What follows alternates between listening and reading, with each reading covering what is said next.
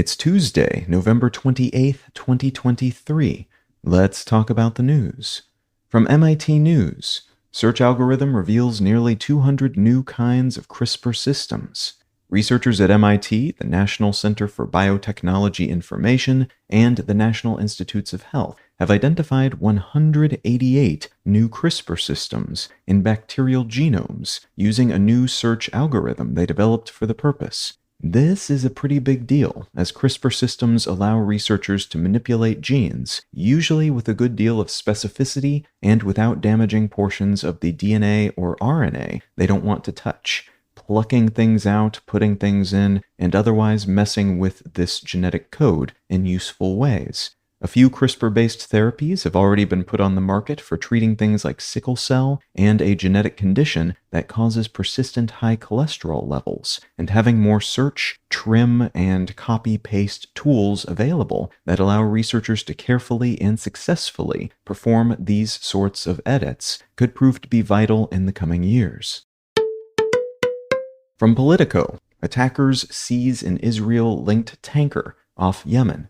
An oil tanker linked to Israel was seized off the coast of Yemen on Sunday, the third such seizure in recent days.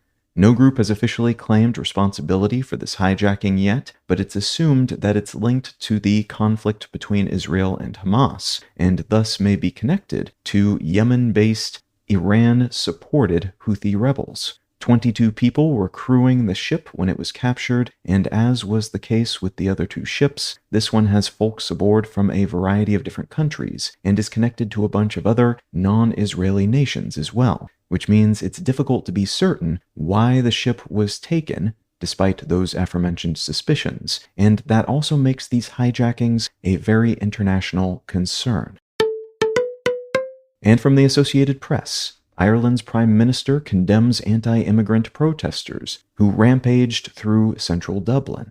Late last week, the Irish Prime Minister condemned protests that turned into violent and destructive riots across central Dublin, all of which seemed to arise in response to the stabbing of 3 young children, all of whom survived, one with serious injuries, and a slew of misinformation about the nature of that crime and the person who committed it.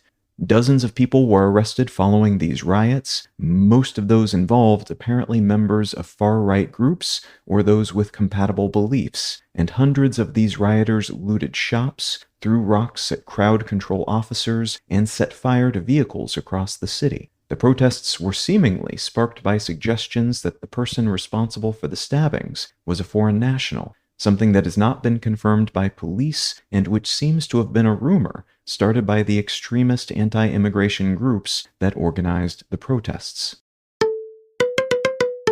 If you're finding some value in One Sentence News, consider leaving a quick review wherever you get your podcasts and/or sharing the show with a friend. You can find out more about this show or subscribe to the email version at onesentencenews.com. And you can support this and other related projects, like the Let's Know Things and Brain Lenses podcasts, at understandery.com.